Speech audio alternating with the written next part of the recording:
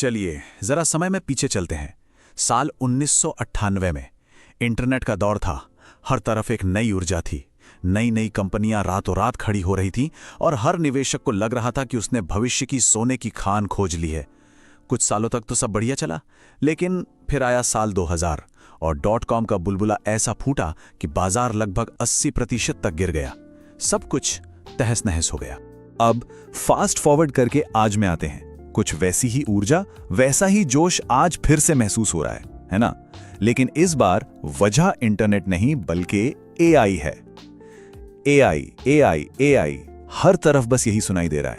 लोग कह रहे हैं कि यह जिंदगी में एक बार मिलने वाला मौका है। तो सवाल यह उठता है, क्या इतिहास खुद को दोहराने जा रहा है? और यहीं पर महान निवेशक जॉन टेम्पल्टन की एक बात याद आती है। उन्होंने कहा था कि निवेश की दुनिया में 4 सबसे महंगे शब्द हैं, इस बार ये अलग है। तो क्या इस बार सच में कुछ अलग है या हम फिर से वही गलतियां दोहराने की राह पर हैं? चलिए आज इसी की पड़ताल करते हैं। आज हम 3 बड़े चेतावनी संकेतों को समझने की कोशिश करेंगे। पहला, ये पैसा खर्च कौन कर रहा है। दूसरा, ये पैसा असल में आ कहां से रहा है। और तीसरा, क्या एआई की ये तूफानी रफ्तार हमेशा बनी रह सकती है। और हां, इन सब के बीच एक निवेशक को क्या करना चाहिए, ये भी जानेंगे। तो चलिए शुरू करते हैं पहले चेतावनी संकेत से। ये एआई की रेस में इतना पैसा लगा कौन रहा है?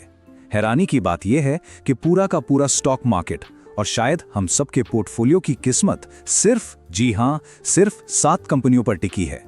इन्हें मैग्निफिसेंट 7 के नाम से जाना जाता है। सोचिए, अमेरिका की 500 सबसे बड़ी कंपनियों में से सिर्फ 7 कंपनियां पूरे बाजार का 1/3 से भी ज्यादा हिस्सा कंट्रोल करती हैं, 36%।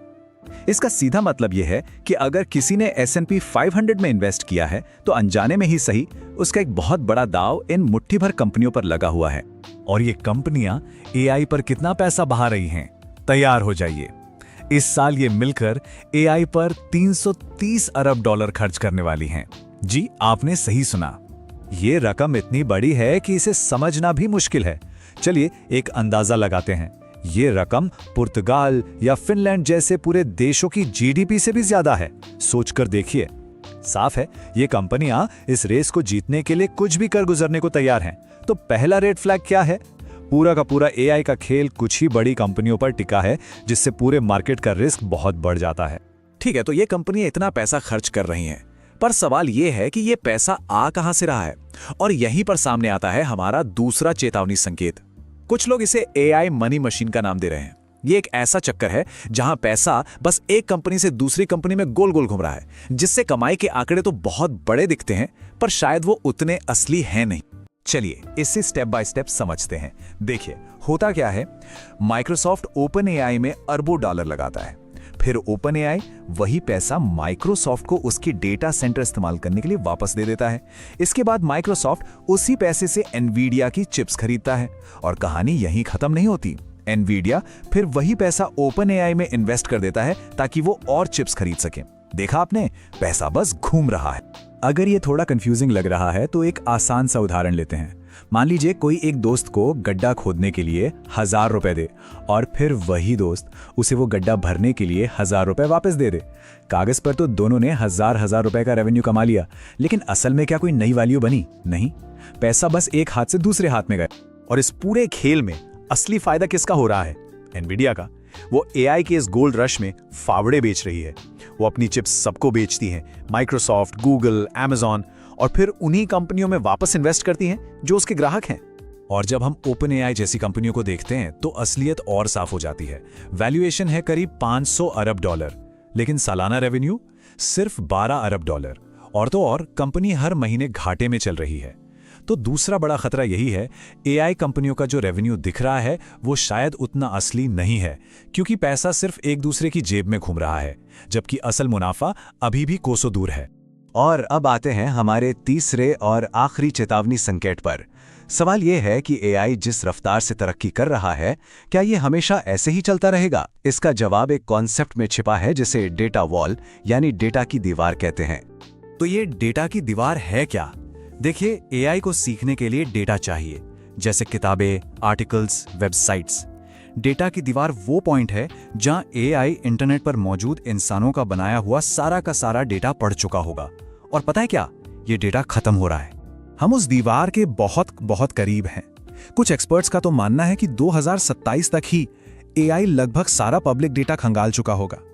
इसे ऐसे समझिए जैसे हम सांप सीढ़ी के खेल में एक के बाद एक सीढ़ी चढ़ते जा रहे हैं, लेकिन अब चढ़ने के लिए सीढ़ियां ही खत्म होने वाली हैं।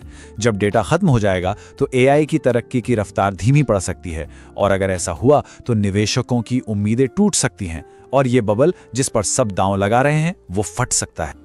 तो ये हैं 3 बड़े चेतावनी संकेत। तो अब सबसे बड़ा सवाल, क्या हम एक और .com बबल की कगार पर खड़े हैं?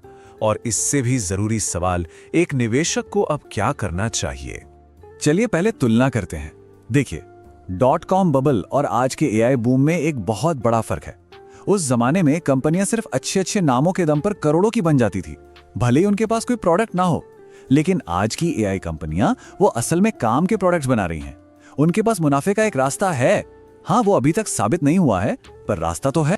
तो क्या ये एक बबल है? देखिए, संकेत तो बिल्कुल हैं। ऊंची वैल्यूएशन, रेवेन्यू पर सवाल और ग्रोथ की एक लिमिट। लेकिन ये 2000 जैसा बबल नहीं है, ये कुछ अलग है। हम ये नहीं कह सकते कि हम इस बबल के किस स्टेज पर हैं। हो सकता है ये एक लंबी पारी की बस शुरुआत हो, या हो सकता है कि अंत हमारी सोच से भी ज्यादा करीब हो। तो ऐसे में सबसे अच्छी रणनीति क्या हो सकती है? यहाँ एक सिंपल 3 स्टेप का प्लेबुक है। पहला, निवेश करते रहें। मार्केट को टाइम करने की कोशिश मत कीजिए, ये लगभग नामुमकिन है। हर महीने एक तय रकम कम लागत वाले इंडेक्स फंड में लगाते रहना एक समझदारी भरा फैसला है। दूसरा, अपनी आमदनी बढ़ाएं, क्योंकि ज्यादा निवेश के लिए ज्यादा आमदनी जरूरी है। और तीसरा और सबसे जरूरी, डाइवर्सिफिकेशन। सिर्फ एआई स्टॉक्स पर ही सारा दांव मत लगाइए। अपने पैसों को अलग अलग जगह लगाना ही किसी एक बबल के फटने के खतरे से बचने का सबसे अच्छा तरीका है। आखिर में बस एक बात याद रखनी चाहिए, अगर ये बबल फटता भी है तो ये दुनिया का अंत नहीं होगा। एआई की क्रांति तो आ चुकी है और ये दुनिया को बदल कर रख देगी, इसमें कोई शक नहीं है।